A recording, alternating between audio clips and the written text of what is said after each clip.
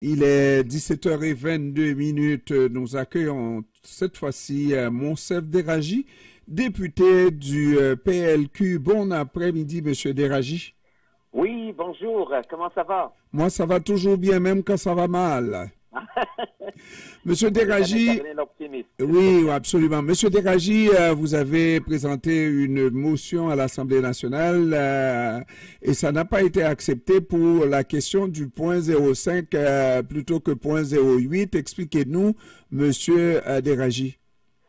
Écoutez, nous sommes en train d'étudier un code de la sécurité routière. Madame la vice-première ministre, la semaine dernière, a déposé un projet de loi et nous avons entendu les groupes. Il y a beaucoup de groupes sur 3 jours qui sont venus nous dire, écoutez, Madame la vice-première ministre et la ministre responsable du transport, vous avez oublié l'alcool au volant. Ouais. Et pourquoi on dit l'alcool au volant? Parce que le bilan des collisions mortelles augmente année après année au Québec. Nous avons beaucoup de collisions mortelles, malheureusement, et des pertes de vie. Il faut juste se rappeler ce qui s'est passé l'année dernière avec la petite fille qui a été frappée par une voiture devant son école. Et donc, parmi les éléments que CA Québec nous a mentionnés, qu'il y a 3 éléments qui affectent les conducteurs de voitures. Il y a bien sûr le cellulaire au volant, il y a les Mhm. distractions au volant et il y a l'alcool au volant. Ouais. Donc, moi, je lui dis, on ne peut pas continuer comme ça.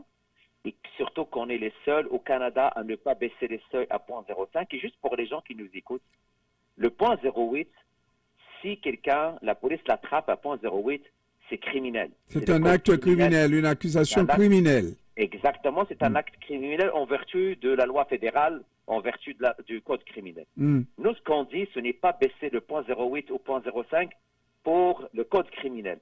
Ce qu'on dit, c'est les mesures administratives. Ça veut dire, ce n'est pas le code criminel qui est en jeu, mais plutôt des mesures administratives entre 0,05 et 0,08. Comme ce fut le cas dans toutes les provinces canadiennes, à part Saskatchewan, qui sont à 0,04, et le Yukon à 0,08 comme le Québec. Et pourquoi on l'a mentionné tout cela? C'est parce que l'Institut national de santé publique, la santé publique, ils ont tous dit et démontré scientifiquement les bienfaits de baisser les seuils à 0,05 parce qu'entre 0,05 et 0,08, il y a 6 fois plus de risques d'accident mortel.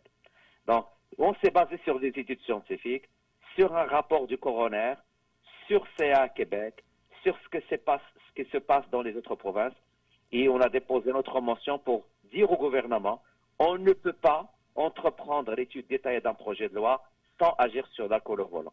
Malheureusement, comme vous l'avez mentionné, tous les caquistes, tous les élus caquistes, ils ont voté pour, et j'ai reçu l'appui de Québec solidaire et du Parti québécois. Bon, alors donc, on me dit dans les officines du parti que c'est pas fini, hein, vous ne baissez pas les bras là. Non, non, absolument. Absolument, c'est le début. Nous avons perdu cette première étape avec la motion. Le projet de loi va commencer la semaine prochaine. Et moi, je l'ai déjà mentionné à Madame la ministre que l'alcool au volant va être mon cheval de bataille si il veut absolument agir sur la sécurité routière. En aucun cas, je ne vais pas baisser les bras jusqu'à ce que je la pousse à Mais, changer. Monsieur Deragi, est-ce qu'il y a des arguments de l'autre côté pour ne pas accepter ce que presque toutes les provinces ont déjà comme règlement et sans en faire un acte criminel à 0,05, mais vraiment des mesures administratives pour habituer à la sobriété lorsqu'on est au volant? Vous avez raison, c'est une très bonne question. Malheureusement, Madame la ministre responsable du transport, il n'a aucun argument. Il n'a aucun argument. Aucun Alors, argument, je lui ai même lancé un qu'il y ait, défi. qu'il y Je lui ai ait même lancé. une unanimité pareille du côté du parti au pouvoir, ils doivent avoir quelques informations que vous n'avez pas. Non, non, c'est pas ça. Je lui ai même lancé le défi. Non, moi, un seul organisme qui l'a salué de rester dans sa décision. Il n'y a personne. La plupart des gens ont dénoncé le fait qu'il n'a pas changé d'avis.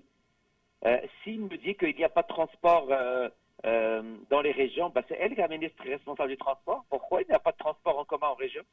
Pourquoi il n'investit pas? C'est elle la ministre. S'il me dit que les restaurants ne vont plus avoir de l'argent, ben pourquoi l'association des restaurateurs n'a pas fait de communiqué de presse? Pourquoi dans les autres provinces, les restaurants n'ont pas fait des manifestations, sachant que la règle est appliquée? Les gens à l'extérieur du Québec, ils boivent aussi. Il dit que le Québec, il y a des régions, mais Saskatchewan, c'est une région, l'Alberta aussi, c'est une région. Et ça a changé la loi depuis en faisant du 0.05 une limite à ne pas dépasser, parce que vous l'avez dit encore une fois, et ça c'est des études à l'appui, qu'entre 0.05 et 0.08, il y a déjà énormément d'accidents. Hein? 6 fois plus de risque d'accident mortel. Accident mortel en plus. 6 fois plus le risque. Ça veut dire que entre 0.05 et on s'entend, ça dépend du poids, ça dépend du corps de la personne, ça dépend du sexe, ça dépend de la capacité d'absorber l'alcool ou pas, mais le risque, il est là. Mais comment ça se fait que la ministre qui est responsable de la sécurité routière ne voit pas ça? Et il veut nous inviter à une commission parlementaire pour parler de la sécurité routière. Ça ne tient tout simplement pas la route. Parce que les lois sont là et les modifications à apporter sont correctes aussi. Mais maintenant, il faut un peu plus de sévérité parce que l'alcool au volant, tout le monde le sait, ça tue effectivement et il n'y a pas suffisamment de conscientisation. Oui, ouais. De temps en temps. Et d'ailleurs, à un moment donné, on entend beaucoup de publicités pour inciter les gens à ne pas conduire lorsqu'ils prennent un verre, mais ouais. Pendant de longs moments, on n'entend rien. On dirait que c'est quelque chose qui est déjà entré dans les mœurs du Québécois. Oui, vous avez raison. Vous avez raison. CA Québec a même déclaré en commission parlementaire que l'alcool au volant est un fléau. Un fléau. Donc, j'ai en face de moi la ministre responsable de la sécurité publique qui, en tant que CA Québec, lui dit que l'alcool au volant est un fléau. C'est quoi son action? Elle reste les bras croisés. Alors, donc, ça ne l'intéresse pas la sécurité publique, la sécurité des gens. Et quand même, moi, je veux prendre CA comme un bon témoignage parce que ces gens-là arrivent sur des scènes d'accidents souvent et ils voient ce qui se passe. Hein? Des scènes d'accidents où vraiment il y a de l'alcool en jeu. Est-ce que c'est toujours vu par des policiers? Pas toujours. Oui. En fait, la plupart des policiers qui m'ont contacté, notamment un policier qui travaillait en Nouvelle-Écosse et même au Québec, m'a témoigné que lui-même était témoin de beaucoup d'accidents où il a perdu des collègues à lui. Malheureusement, et la cause, ça a été l'alcool au volant. Eh bien voilà, alors donc en espérant que vous allez continuer, Monsieur Déragi, je vous remercie d'avoir pris du temps de nous parler cet après-midi. Merci à vous et mes salutations à vous. Merci, au revoir. Au revoir.